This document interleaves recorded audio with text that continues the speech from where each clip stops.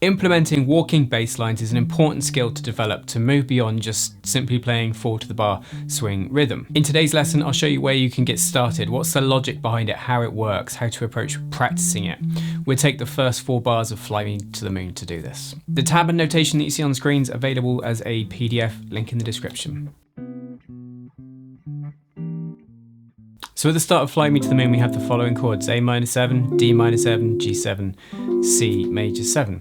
Let's say you're accompanying a singer or a soloist, and imagine there's not a bass player there.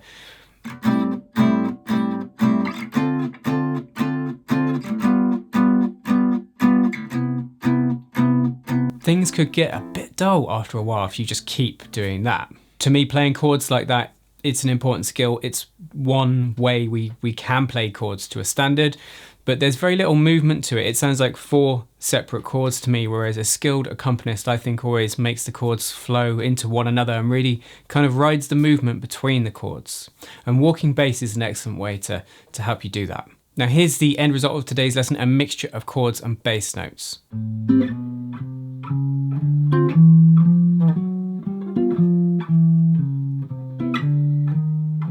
You still got that pulse, that 4 to the bar, but it's obviously a lot more interesting. There's a lot more movement.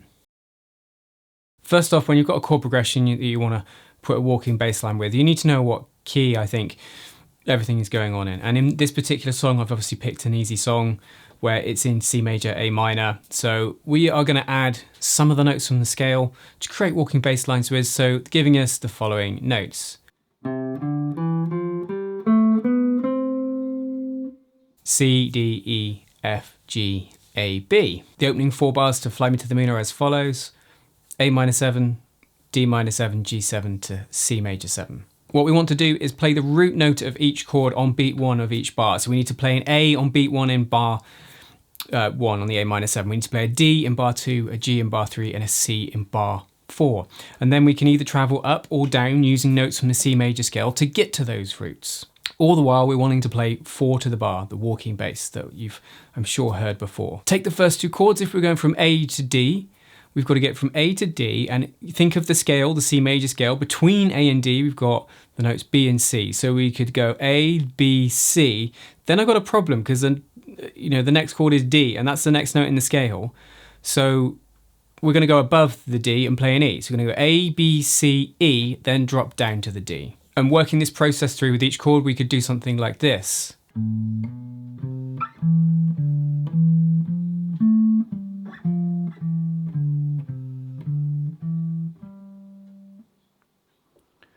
So on A minor 7, we're going root A, B, C, E, which is 1, 2, 3, the flat 3, up to the 5th. Drop down a tone to D, D minor 7. You've got D, E, F, A, so that's again 1, 2, 3, 5. And both of those have just gone up. So on the G7 we're going to go down. This is going G, F, E, D, so it's going root, flat 7, 6, 5, leading us down to a C. Then we've got root, 2nd, 3rd, 5. So just notice how I'm using quite often. So a very common pattern that I'm using is root, 2nd, 3rd, and 5th. So in that example there, we walked up to the D, we walked up to the G, then we walked down on the G to the C chord, and then up there, which the next chord comes in, is an F. I know that is very simple, but make sure you can do that with a metronome first and just hit those notes accurately, nice and close to the fret, nice and full tone, no buzzing and so forth.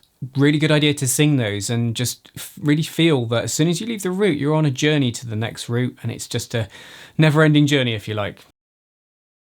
Now that first way is simply a bass line. We can also add chords in. Simplest way to do this first is play a chord on beat 1 of each bar, like this.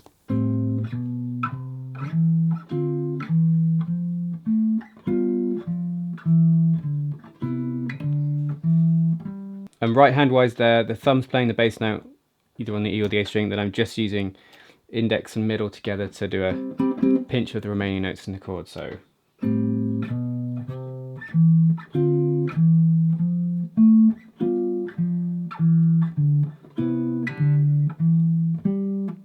naturally a little trickier, and like all music, Really, your head's got to be thinking about the next bar. You can't be too wrapped up in what you're doing. It's thinking ahead so you know where you're going. So take it slowly at first, maybe just do 2 bars and add a bar and so on.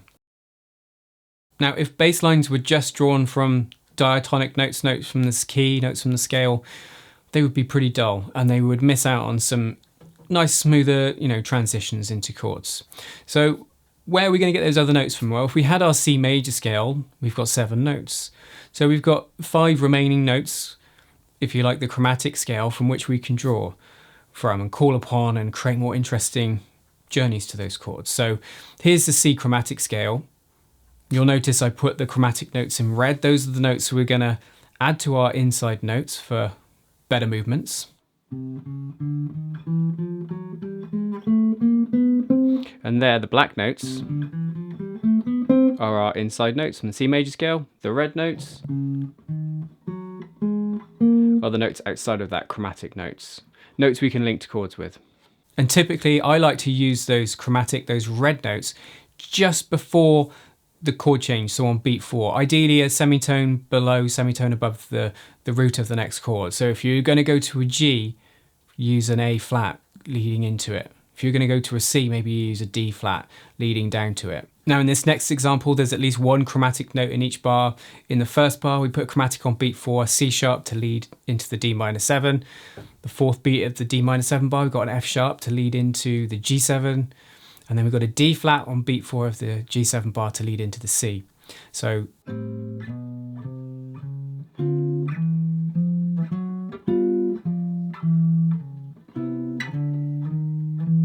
all nice ways to get into those chords in a slightly smoother transition, I feel.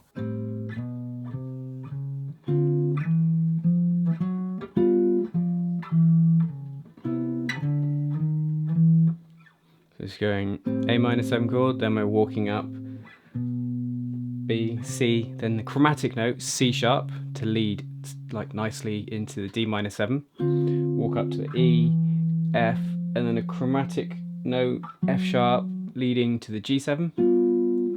Walk down and then put a chromatic D flat semitone above the C major, and then we're going to walk up D, chromatic note E flat, E, next chord's F, so it would take us nicely to that bass note. So without the chords it would sound like this.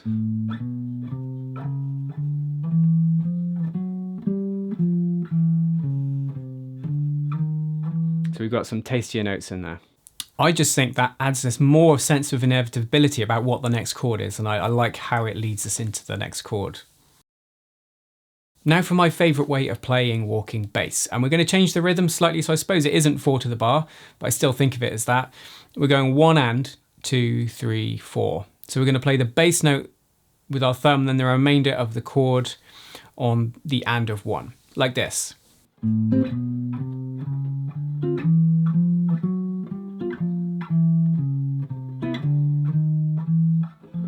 Into F major 7.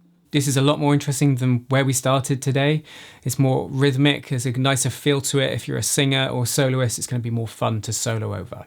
Now, if you want more, I've got a complete walking bass study and breakdown for the whole of Fly Me to the Moon. So that's on my Patreon page on the accompanist tier, link in the description. If you've got any questions, you leave them below, but don't forget jazz guitar lessons here with me, Andy, every Wednesday. Until next time, you take care.